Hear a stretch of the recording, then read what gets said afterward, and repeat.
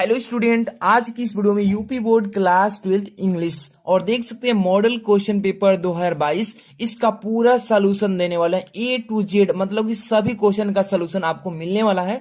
और देख सकते हैं मैक्सिमम मार्क्स जो है ना 100 मार्क का ये पेपर है।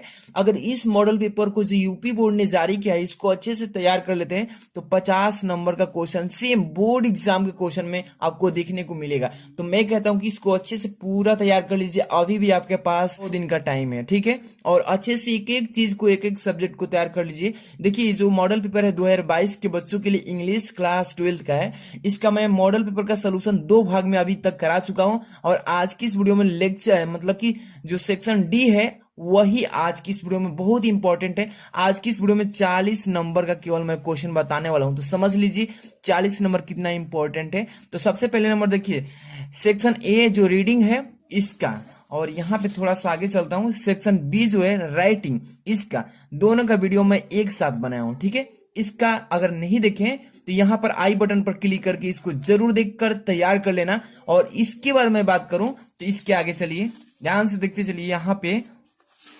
क्वेश्चन नंबर, यहाँ पे सेक्शन जो यहाँ पे थोड़ा सा इसमें है, ठीक है। यहाँ पर देखिए सेक्शन सी दिख रहा है, यहाँ पे सेक्शन सी जो कि ये ग्रामर सेक्शन है, इसका मैं अलग से वीडियो बनाया हूं और बहुत सारे बच्चे देख भी चुके हैं। तो अभी तक आप इसे भी नहीं देखे ना तो आई बटन यहाँ पे क्लिक कीजिए, इसको भी तुरंत देख लीजिए, या डिस्क्रिप्शन चेक कीजिए, वहां पर भी इसका लिंक दे चुका हूं, वहां से इसको ग्रामर को पूरा तैयार कर लीजिएगा। और यहां तक तो कंप्लीट हो जाएगा ग्रामर में, यानी कि यहां तक कंप्लीट करा चुका हूं, ट्रांसलेशन तक करा चुका हूं उस वीडियो में, सी वाला में, ठीक है। और आज की इस वीडियो में देख सकते हैं सेक्शन डी जो कि लिटरेचर बुक से है, इसका पूरा सोल्यूशन देंगे। तो आप समझ सकते हैं कि इस मॉडल पेपर का पूरा खत्मा होने जा रहा है इसमें, तो आपको पूरा देखना होगा, समझना होगा, और इसी टाइप से क्वेश्चन 2022 में पूछे जाएंगे। तो वीडियो को लाइक कर दीजिए और चैनल पर तुरंत सब्सक्राइब करके बेल आइकन प्रेस कर लीजिए और सभी बच्चों के पास शेयर कर देना ताकि उनको भी थोड़ा सा हेल्प मिल सके। और यहाँ पे सबसे पहले नंबर सेक्शन डी जो लिटरेचर बुक से है, तो आप देख सकते हैं क्वेश्चन नंबर 7 से स्टार्ट होगा और टोटल 12 क्वेश्चन है, ध्यान से देखिएगा। 7 नंबर क्वेश्चन में क्या कह रहा है कि answer the following questions in about 40 words is, कह रहा है कि नीचे दिए गए प्रश्नों का आपको आंसर देना है, जिसका आपको शब्द जो होगा, शब्द का सीमा वो 40 शब्द में ही देना है उत्तर। तो इसको बोलते हैं शॉर्ट आंसर टाइप क्वेश्चन, यानी कि छोटा सा क्वेश्चन और छोटा सा उसका आंसर भी देना होता है। क्वेश्चन एक और एक के बाद देखिए इसमें 2 क्वेश्चन दिया है, आर के रूप में भी दिया है, पहले पढ़ते हैं फिर। Who are the inhabitants of Seemapuri, और यहाँ पे क्वेश्चन मार्क है। और इसके बाद what do they do for their survival. एक ही क्वेश्चन में 2 क्वेश्चन पूछा है। अगर ये क्वेश्चन आपको याद नहीं है तो आर में भी दिया है कि हु आज राजकुमार शुक्ला, और यहाँ पे what did he do to bring Gandhi ji to Champaran. तो देखिए इसमें से किसी एक को ही करना है, ए नंबर कीजिए या आर वाला कीजिए। तो देखिए फर्स्ट नंबर को बताता हूं, who are the inhabitants of Seemapuri और what do they do for the survival, यानी कि who are the inhabitants Seemapuri, Seemapuri के निवासी कौन है, what do they do for their survival, वे अपने अस्तित्व के लिए क्या करते हैं, ठीक है। तो इसका आंसर आपको रिप्रेजेंट करना है बोर्ड एग्जाम में, तो इसका मैं देखिए कॉपी पे भी लिखकर बताऊंगा, इसी टाइप से आपको बोर्ड एग्जाम में लिखना है ताकि एक भी नंबर न कटे और अच्छे से तैयार करके आप अच्छा स्कोर कर पाए। तो सबसे पहले नंबर सेक्शन जो डी है ऐसे आपको टॉप में लिख लेना है, और लिटरेचर से लिख रहे हैं तो लिटरेचर लिख लेंगे। सबसे पहले नंबर क्वेश्चन नंबर, और यहाँ पे 7 लिखेंगे, इसका आंसर लिखेंगे, ठीक है। और यहाँ पे अंडरलाइन, अगर ब्लैक, देखिए बोर्ड एग्जाम में केवल ब्लू एंड ब्लैक पेन का यूज करना है, अदरवाइज कोई भी पेन नहीं चलेगी, ठीक है। अब यहाँ पर देखिए 7 नंबर के ए कर रहे हैं, तो यहाँ पर देखिए इसका मतलब अभी मैं बताया कि who are the inhabitants of Seemapuri, what do they do for this survival, यानी कि सीमापुरी के निवासी कौन है और वे अपने अस्तित्व के लिए क्या करते हैं। तो यहाँ पे इसका आंसर लिखना है 7 का ए। देखिए rag pickers are the inhabitant of Seemapuri, they collected garbage for their survival because they belong to a poor family। इतना लिख देंगे, आपका राइट आंसर कंप्लीट हो जाएगा। इसका हिंदी में मतलब समझ लीजिए, देखिए rag pickers are inhabitants for, पूरा अगर अच्छे से पढ़ते हैं तो इसका मतलब होगा कि रिग पिकर्स सीमापुरी के निवासी अंत हैं। अब देखिए उन्होंने अपने अस्तित्व के लिए कचरा एकत्र किया क्योंकि वे गरीब परिवार से थे, इतना हो जाए पुअर फैमिली। इतना कंप्लीट हो गया। इसके बाद अगला नेक्स्ट क्वेश्चन इसमें देखिएगा। अब यहाँ पे बी नंबर, कोई एक एक में बताते चल रहा हूँ, ज्यादा टाइम लग जाएगा, वीडियो लॉन्ग हो जाएगी, इसलिए एक एक क्वेश्चन को समझाते चल रहा हूँ कि इसी तरीके से बोर्ड एग्जाम में भी आपको करना है। Why did M R Hamel blame, देखिए, blame parents and himself for not paying proper attention to the study of French. इतना इस क्वेश्चन का जवाब दे सकते हैं। अगर ये भी देना चाहते हैं तो आर वाला भी कर सकते हैं। तो फर्स्ट नंबर का मैं बता देता हूं कि why did M R Hamel blame parents and himself for and playing proper attention to the study of French. इसका मतलब कि मिस्टर हैमेल ने फ्रेंच के अध्ययन पर उचित अध्ययन न देने के लिए माता पिता और खुद को दोषी क्यों ठहराया, यही बताना है इसमें। इसका आंसर देखिए कैसे लिखना है, ध्यान से देखिए। चलिए क्वेश्चन नंबर 7 का बी नंबर कर रहे हैं, ठीक है। तो इसका आंसर ऐसे ध्यान से लिखिएगा, आपको बोर्ड एग्जाम में 7 का बी ऐसे डाल लीजिएगा। और एम हैमेल देखिए, blamed their parents are they were no anxious enough to have them learn. यहाँ पे फुल स्टॉप लगा देंगे, फिर इसका हिंदी में अर्थ भी बताएंगे हम। अब देखिए, दे प्रिफेयर्ड अब to put them to work on a farm or at the mills. अब यहाँ पर देखिए, to earn little bit more money. अब यहाँ पे full stop. M Hamel blamed study, यहाँ पर देखिए स्टूडेंट है, sorry student, blamed student because they use to delay studies saying that they had plenty of 1 minute, यहाँ full stop. At the same time he blamed himself also, यहाँ पर देखिए as he use to give them holidays for his going to watering his followers and fishing. तो इतना लिख देंगे, इसका answer complete हो जाएगा। अब देखिए इसका थोड़ा सा हिंदी में समझा देता हूं, अर्थ क्या कर रहा है कि M Hamel blamed their parents are the were no anxious enough to have them learn. यहाँ पे कह रहा है कि एम हैमेल ने अपने माता पिता को दोषी ठहराया क्योंकि वे उन्हें खरीदने के लिए पर्याप्त चिंतित नहीं थे, ठीक है। They prepared to put them to work on a frame form at or है, ठीक है, or at the mill to earn little bit more money, ठीक है। उन्हें खेत में या मिलों में काम पर रखना पसंद था, थोड़ा और पैसा कमाने के लिए एम हैमेल ने स्टूप्ड को दोषी ठहराया। क्यों? बिकॉज यहाँ पर देखिए ब्लेम्ड स्टूडेंट बिकॉज क्या they use to delay study saying that they had plenty of 1 minute. अब यहाँ पर पूरा अच्छे से पढ़ लेंगे, इसका अर्थ समझ में आ जाएगा, ठीक है। अब देखिए उसके बाद कमाने के लिए स्टूवर्ट को दोषी ठहराया क्योंकि वे कहते हुए पढ़ाई में देरी करते थे कि उन्होंने खुद भी बहुत किया है, ठीक है, उन्होंने खुद भी बहुत किया है। और समय की छुट्टियों को भी दोषी ठहराया, ब्लेम्ड यहाँ पर हिमसेल्फ। और देखिए साथ ही अपने और मछली पकड़ने जाने के लिए जैसे वह उन्होंने अपने फूल उगाने के लिए भी देता था। यहाँ तक कंप्लीट हो जाएगा। तो आपको इंग्लिश में पढ़ना है, इसका थोड़ा थोड़ा हिंदी अगर चैप्टर पढ़े होंगे तो समझ में आ रहा होगा, तो अच्छे से तैयार कर लीजिए। और एक चीज, जितने भी बच्चे इसका पीडीएफ भी चाहिए तो लास्ट में रुकिए, मैं बताऊंगा कैसे ले सकते हैं। अब चलते हैं अगला क्वेश्चन की तरफ, ध्यान से देखिए 8 नंबर क्या बोल रहा है इसमें। 8 number question, answer any one of the following in about 80 words. कह रहा है कि किसी एक प्रश्न का उत्तर दीजिए, वो भी 80 शब्दों में लिखना होगा, ज्यादा नहीं लिखना है, 80 शब्द के अंदर ही लिखना है।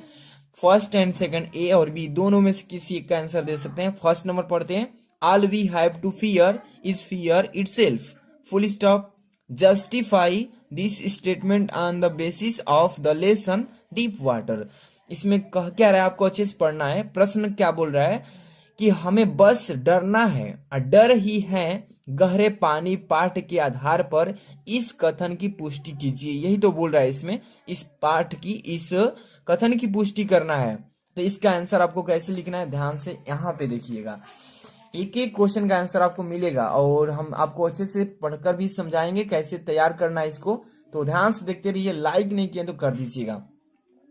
क्वेश्चन नंबर 8 का ए नंबर का आंसर देना है। तो देखेंगे, Seemapuri is a statement of more than 10,000 rag pickers, अब यहाँ पे फुल स्टॉप है, it is a place on the periphery of Delhi, those who live here are, देखिए, squatters who came from Bangladesh in 1971। आप देखिए rag pickers live in structure of mud, they have roof, यहाँ पे roofs है, ठीक है, of tin and टरापुलिन, ठीक है।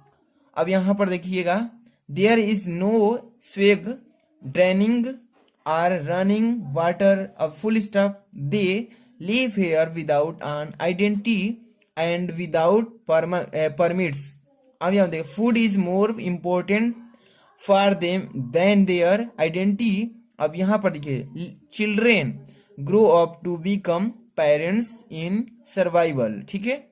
An army of barefoot children appear in the morning with their plastic bag on the students, ठीक है, sorry, shoulders. Garbage has a different meaning for children. अब इसका पूरा का अर्थ समझिए, ध्यान से देखिएगा। Seemapuri is a statement of more than 10,000 rag pickers. इसका मतलब कि सीमापुरी 10,000 से अधिक रेग पिकर्स की बस्ती है, ठीक है। It is a place on the periphery of Delhi. इसका मतलब ध्यान से सुनिए कि यह दिल्ली की परिधि पर एक जगह है। अब यहाँ पर देखिए, जगह है। Those who live here are squatters who came from Bangladesh in 1971, ठीक है। जो यहाँ रहते हैं वे लोग हैं जो 1971 में बांग्लादेश से आए थे, ठीक है। अब देखिए, rag pickers live in structure of mud. अब यहाँ पर समझिए कि रेग पिकर्स मिट्टी की संरचना में रहते हैं। स्ट्रक्चर मतलब बनावट भी कह सकते हैं या संरचना भी कह सकते हैं, उसी में क्या करते हैं, रहते हैं। अब यहाँ पर देखिए, they have roofs of tin and tarpaulin. अब यहाँ फुल स्टॉप है। इसका मतलब क्या कह रहा है इसमें समझिए कि उनके पास टीन और तारापालिन की छत नहीं है, तारापालिन की छत नहीं है। There is no sewage draining और रनिंग वाटर। इसका मतलब क्या है, उनके पास, ये तो हो चुका है, मल निकासी या बहने वाली पानी के साथ यहाँ रहते हैं, ठीक है। मल निकासी या पानी बहने वाली पानी के साथ रहते हैं। अब यहाँ पर देखिए कहाँ तक हो चुका था, हाँ, दे live here without an identity and without permit. अब वे जान पहचान और बिना परमिट के भोजन उनके लिए क्या है, उनकी पहचान से ज्यादा महत्वपूर्ण है, ठीक है। इंपॉर्टेंट से बता दिए यहाँ तक, ठीक है। अब यहाँ पर देखिए, children grow up to become parents in survival. इसका मतलब कि बच्चे बड़े होकर एक सेना बन जाते हैं, ठीक है, एक सेना बन जाते हैं। N army of barefoot children appear in the morning with their plastic bag on their shoulders, ठीक है। और कह रहा है इसमें कि बड़े होकर सेना तो बन जाते हैं, अपनी सुबह के साथ कूड़ा करकट के जीवित रहने में नंगे पांव साथी सभी होते हैं, वैसे ही। अब यहाँ पर देखिए, मॉर्निंग तक हो गया। Garbage has a different meaning for children, यानी कि बच्चों के लिए कचरे का मतलब अलग होता है, ठीक है। इतना अच्छे से तैयार कर लेना। इसके बाद अगला क्वेश्चन ध्यान से सुनिएगा। 8 नंबर का तो कंप्लीट हो गया, बी नंबर छोड़ देना है, किसी एक को करने के लिए बोला है। एनीवन का मतलब किसी एक को करिए। ध्यान से देखिए 9 नंबर क्या बोल रहा है इसमें कि read the following extract carefully and answer the question that follow. कह रहा है कि नीचे दिए गए एक्सट्रैक्ट को ध्यान से पढ़िए और इसी में से आपको क्वेश्चन पूछा जाएगा, जवाब दीजिएगा। कह रहा है एक्सट्रैक्ट पढ़ते हैं। And the old familiar ache is my childhood fear but all I said was see you soon Amma. यहाँ पर all I did was smile and smile dot dot dot करके दिया है। और इसी में से आपको क्वेश्चन भी पूछा है। First number, what is the fear that has always pained the poetess. इसका मतलब क्या पूछ रहा है आपको मालूम होना चाहिए। यानी कह रहा है कि वह कौन सा डर है जिसने हमेशा कवित्रियों को पीड़ा दी है, तो ये बताना है। पोएटिस का मतलब होता है कवित्री, पोएट का मतलब होता है कवि, ठीक है। तो इसका आंसर यहाँ पे आपको बताना है। चलिए देखिए 9 नंबर क्वेश्चन हम यहाँ पे आपको लिख दिए हैं और इसका पीडीएफ भी देंगे, तो आपको लास्ट में बने रहिए, बता देंगे बीच में। क्वेश्चन नंबर 9 का ए नंबर कर रहे हैं। तो the poet feels the pain that her mother was as old as she looked and feels that old familiar aches her childhood fear of losing her mother. इसका मतलब क्या कह रहा है आपको अच्छे से पहले समझना होगा। The poet feels the pain, इसका मतलब कह रहा है कि कवि इस दर्द को महसूस करता है। That her mother was as old as she looked, इसका मतलब कि कह रहा है कि कवि इस दर्द को महसूस करता है जो उसकी माँ जितनी बूढ़ी थी और उस पुराने परिचित दर्द को महसूस करती है, उसे खोने के बचपन का डर है। यहाँ तक हो जाएगा कंप्लीट दिस क्वेश्चन आंसर। ठीक है, इस तरीके से आपको तैयार कर लेना है। अगला क्वेश्चन की तरफ चलते हैं। ये तो 9 नंबर का ए नंबर था, अब यहीं पे पेज उलाटेंगे 9 नंबर का बी नंबर भी यहाँ पे आपको अपीयर हो जाएगा। देखिए तीनों करना है, इसमें तो एक भी छोड़ने के लिए नहीं बोला है, तीनों करेंगे। What is the contrast between the poetess feeling and her words, इसका मतलब क्या कह रहा है कि पोएटेस्ट का मतलब होता है कवित्री होता है। ठीक है, कवित्री की भावनाओं और उनके शब्दों के विपरीत क्या है ये बताना है। तो यहाँ पे चलिए इसका यहाँ पे आंसर मिलेगा, ध्यान से देखते चलिए। फर्स्ट नंबर बात करें 9 का बी है और कह रहा है कि the poet feels the pain that her will not live long, she was deeply pained but in words she feel happy while moving out of their homes. इसका मतलब समझिए हिंदी में कह रहा है कि कवि इस पीड़ा को महसूस करता है कि वह अधिक समय तक जीवित नहीं रहेगी, उसे गहरा दुख हुआ, लेकिन शब्दों में कहें तो उन्हें अपने घरों से बाहर निकालते हुए खुशी जाहिर की। यही तो इसका आंसर होगा, हिंदी में समझते चलिएगा ताकि आपको अच्छे से तैयार हो जाए। यहाँ पे बात करें तो सी नंबर देखिएगा, Y did the poetess keep on smiling, यहाँ पे ओनली लिखा है और इसका मतलब हिंदी में क्या कह रहा है कि कवित्री मुस्कुराती ही क्यों रही, कवित्री केवल मुस्कुराती ही क्यों रही। तो इसका यहाँ पे आंसर मिल जाएगा 9 का सी नंबर। ध्यान से देखिए, the poetess kept on smiling only because she thought that when she returned from, यहाँ पर देखिए turn from abroad she would meet her mother, ठीक है, इन द सेम कंडीशन। इसका मतलब क्या कर रहा है कि देखिए बेचारा सिर्फ इसलिए मुस्कुराता रहा क्योंकि उसने सोचा था कि जब वह इसकी हालत में अपनी माँ से मिलकर लौटेगी तो ऐसा ही करेगा, क्योंकि वो जान रहा था पहले से ऑलरेडी, सो इसलिए पहले से जान रहा था इसलिए वो हंस रहा था।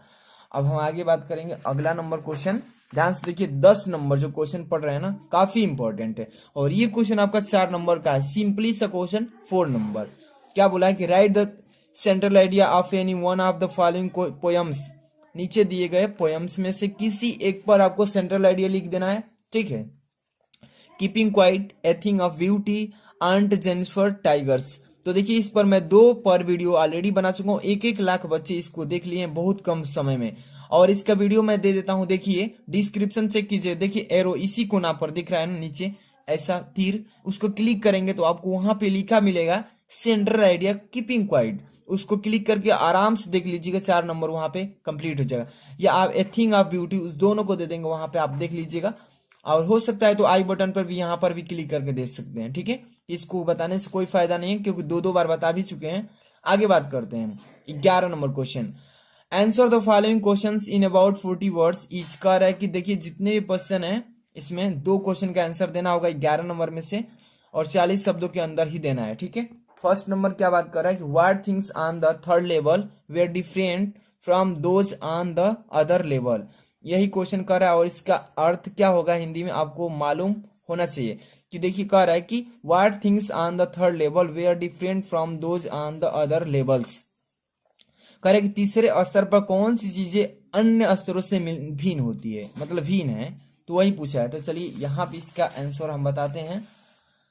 यहाँ पे क्वेश्चन नंबर डाल लेंगे, पहले क्वेश्चन नंबर 11 का ए, ठीक है, ए नंबर कर रहे हैं। तो यहाँ पे ध्यान से देखिएगा, थोड़ा ब्लर करके दिख रहा है, लेकिन Charlie says that the rooms on third level were smaller than that of the second level. ठीक है, और जितने भी बच्चे इस वीडियो में जितने भी क्वेश्चन पढ़ा रहे हैं ना इसका पीडीएफ चाहिए तो वीडियो के डिस्क्रिप्शन में जाएंगे तो टेलीग्राम का लिंक लिखा होगा, Telegram link, WhatsApp group link, वहां पे ज्वाइन हो जाएंगे, वहीं पे इसका सेंड कर देंगे। इसलिए आप वहां से इसका पीडीएफ भी ले सकते हैं और इस वीडियो में इसको अच्छे से तैयार करके समझ भी ले सकते हैं।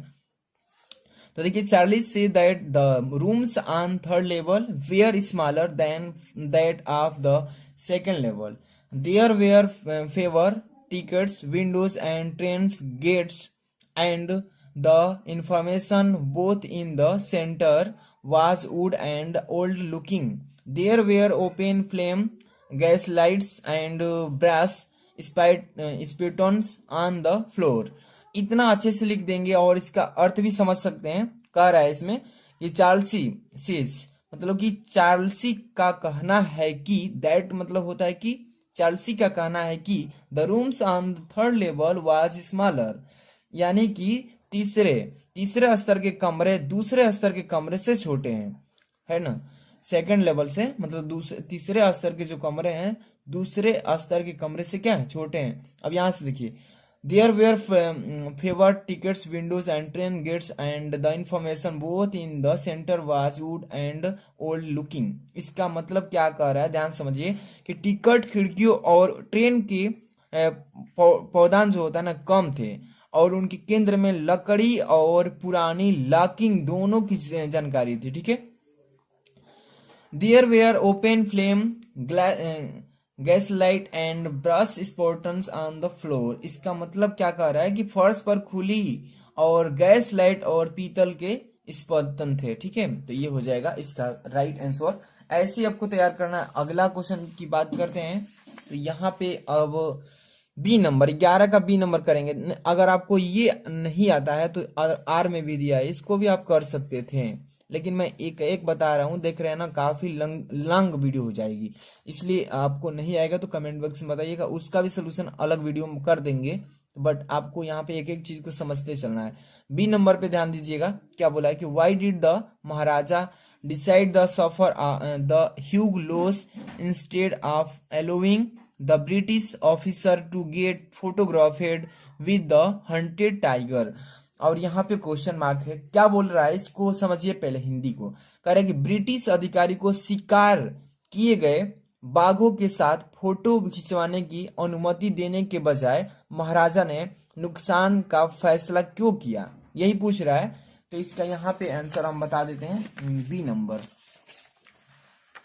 यहाँ पे देखिए 11 का बी नंबर, यहाँ पे क्वेश्चन नंबर ऐसे डाल देंगे और इसका आंसर यहाँ पे देखिए 11 का B, the chief astrologer had predicted that a tiger would be the cause of the maharaja, यहाँ पे पोस्टॉफी ऐसे तो maharaja's death and that the should be particularly wary of the 100th tiger, ठीक है।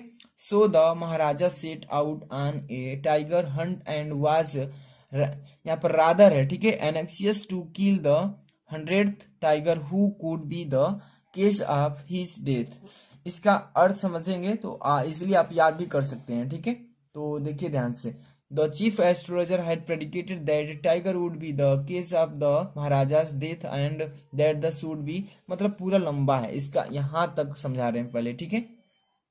मुख्य ज्योतिषी ने भविष्यवाणी की थी कि महाराजा की मृत्यु का कारण एक बाघ होगा। आप छोटे क्लास में भी इसको पढ़े होंगे। एक जो ज्योतिषी था वो बताया था कि महाराजा का जो मृत्यु होगा वो एक बाघों के हाथ से होगा, ठीक है। और उन्हें विशेष रूप से 100 बाघों से सावधान रहना चाहिए, ठीक है, मतलब 100 बाघों से सावधान रहना चाहिए। इसलिए महाराजा एक बाघ के शिकार पर निकल पड़े थे और वे बाघों को मारने के लिए उत्सुक थे जो उनकी मृत्यु का कारण हो सकते थे। तो ये आप छोटे से क्लास में भी इस चैप्टर को पढ़े होंगे और यही वो चैप्टर से क्वेश्चन उठाया गया है। आप समझ सकते हैं कितना इंपॉर्टेंट है, पूछेगा, इसलिए इसी तरीके से आपको लिखना है। आगे बात करते हैं, क्वेश्चन नंबर 12 पे चलते हैं। और ये क्वेश्चन नंबर जो 12 देख रहे हैं 7 मार्क्स का है। कितना इंपॉर्टेंट है, 3 क्वेश्चन दिया है, 1 2 3 नहीं सॉरी 2 दिया है इसमें, ए बी, और इसमें से किसी एक को करना है। Answer any one of the following questions in about 80 words. 80 शब्दों में लिखना है, किसी एक का ही आंसर आपको देना है। What brings Derry closer to M R Lamb. देखिए लैम्प, लैम्प का मतलब होता है दीपक, लैम्प का मतलब होता है एम आर लैम्प।